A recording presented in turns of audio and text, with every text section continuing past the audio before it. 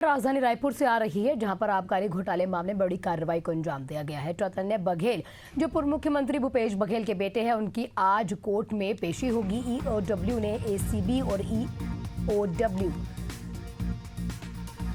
Special court में production warrant के लिए पेश किया था आवेदन, और इसको मंगलवार की देर शाम मंजूरी मिल गई थी, इसीलिए आज इनकी पेशी होगी। आबकारी घोटाले में ईडी के अलावा ईओडब्ल्यू भी यहां पर कहीं ना कहीं जांच कर रहा है। चैतन्य बघेल को दोपहर, क्योंकि अब हो ही रही है, थोड़ी ही देर और है जब कोर्ट में पेश कर दिया जाएगा।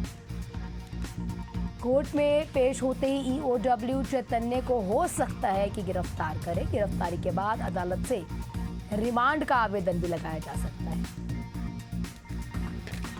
ये उस समय की तस्वीरें हैं जब चैतन्य बघेल को गिरफ्तार किया गया था, कोर्ट में पेशी करवाई जा रही थी। उस समय की तस्वीरें, उनके जन्म दिवस पर उनकी गिरफ्तारी जो है कर ली गई थी, और उस समय पर भूपेश बघेल ने तंज भी कसा था एनडीए पर, कहा भी था कि ये मेरे बेटे को जो जन्म दिवस का तोहफा दिया गया है, ये मुझे जीवन भर याद रहेगा।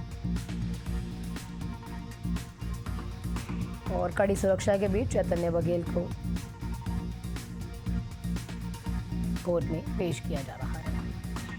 हमारे साथ हमारे सहयोगी इम्तियाज जुड़ चुके हैं तमाम जानकारियों के साथ। इम्तियाज, क्या कुछ अपडेट आपके पास? आज कोर्ट में अगर पेशी होती है तो कुछ राहत की खबर आ सकती है या मुश्किलें बढ़ेंगी?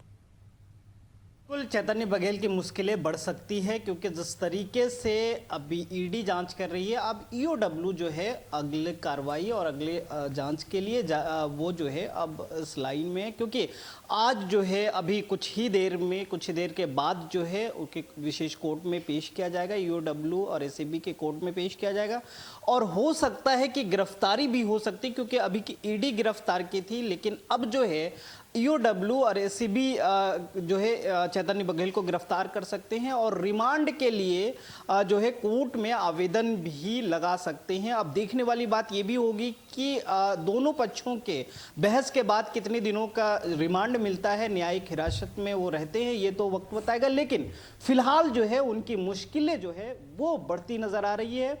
एक और ईडी जो अभी तक जांच कर रही थी, चार्जशीट पेश की है, लेकिन अब जो है ईओडब्ल्यू और एसीबी जांच की प्रक्रिया शुरू कर दी है। तो इससे ये भी कहा जा सकता है कि चैतन्य बघेल की मुश्किलें अब और बढ़ती नजर आ रही है। अब देखने वाली बात ये भी होगी कि ईओडब्ल्यू जो है वो क्या कुछ किन बिंदुओं पर जांच करती है, क्या चार्जशीट पेश करती है, ये तो वक्त बताएगा। लेकिन फिलहाल जिस तरीके से चैतन्य बघेल अभी जेल में बंद है, सेंट्रल जेल में है, उसके बाद आज जो है अभी कुछ वक्त में कोर्ट में पेश किया जाएगा। उसके बाद जो है उनकी गिरफ्तारी ईओडब्ल्यू की तरफ से हो सकती है, और ये भी हो सकता है कि वो उनके रिमांड, न्यायिक रिमांड के लिए वहाँ कोर्ट में याचिका लगा सकते हैं। उसके बाद जो है इनकी मुश्किलें और भी बढ़ सकती है। तो ये लगातार जिस तरीके से शराब घोटाले मामले में लगातार नए नए नाम खुलकर आ रहे हैं, उनसे जुड़े तार जो है वो खुलकर आ रहे हैं कि इसमें बॉस कौन था, किसके नक्शे कदम पर जो है ये शराब घोटाला हुआ था। अब जो है क्योंकि पूर्व मुख्यमंत्री भूपेश बघेल के बेटे चैतन्य बघेल का ये मामला है, तो कहीं ना कहीं अभी अन्य बिंदुओं पर भी जांच बाकी है, और ये ईओडब्ल्यू और एसीबी जांच करेगी जी।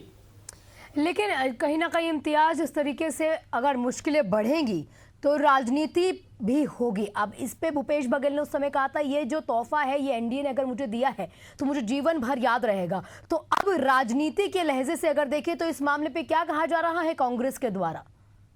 देखिए, बिल्कुल कल भूपेश बघेल जो पूर्व के मुख्यमंत्री, उन्होंने खुद कहा है कि ये न्यायिक प्रक्रिया है, जांच हो रही है, लेकिन कहीं ना कहीं ये भी देखने को मिल, क्योंकि भूपेश बघेल इस पर कई बार मुखर होके भी बोल चुके हैं, चाहे वो ईडी के मामले में हो या फिर अन्य कार्रवाइयों के बारे में। इस एक वक्त ऐसा भी था कि ईडी कार्यालय के बाहर ही उन्होंने एक कार्यक्रम किया और ये भी कहा था कि कांग्रेस के जितने भी कार्यकर्ता हैं वो यहाँ हैं, ईडी चाहे तो यहाँ से उनके नाम चुन चुनकर अपनी हिरासत में ले सकते। तो ऐसे भूपेश बघेल का बोलना है, लेकिन सियासत जो है वो लगातार होती नजर आ रही है। एक और जहाँ कांग्रेस के जो नेता हैं वो कुछ बोलते हैं, पूर्व के मंत्री कुछ बोलते हैं, उसके बाद जो है क्योंकि ये कार्रवाई लगातार चलती आ रही है और इस पर सियासत होना भी लाजमी है, क्योंकि ये शराब घोटाला जो है वो बड़ा घोटाला है।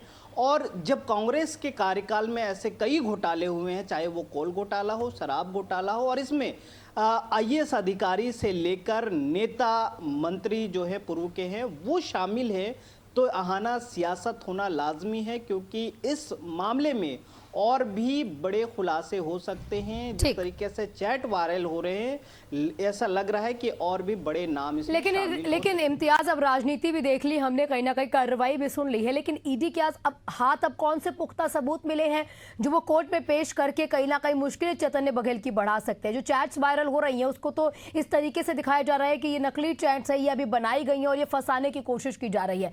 इसके अलावा डॉक्यूमेंटेशंस के कुछ ऐसे जो पुख्ता सबूत मिले हो चैतन्य बघेल की मुश्किलें जिस कारण बढ़ पाए?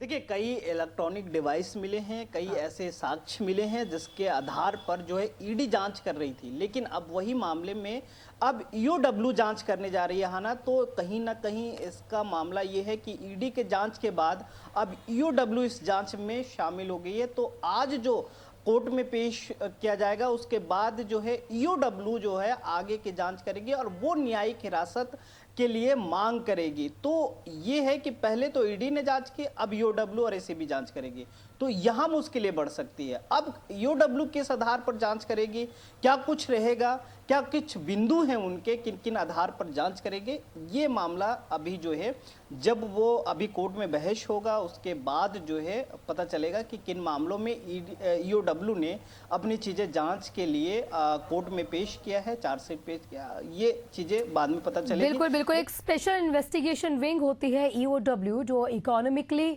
ये तमाम चीज़ों को देखती है। ये जो आर्थिक आपने जो भी नुकसान कहीं ना कहीं पहुंचाया होता है, जो ऑफेंस विंग है यानी ईओडब्ल्यू के जो पूरा नाम है, इसमें कहीं ना कहीं अब ईओडब्ल्यू ईडी के बाद जांच करेगी। बहुत बहुत शुक्रिया आपका इम्तियाज़ तमाम जानकारियों के लिए।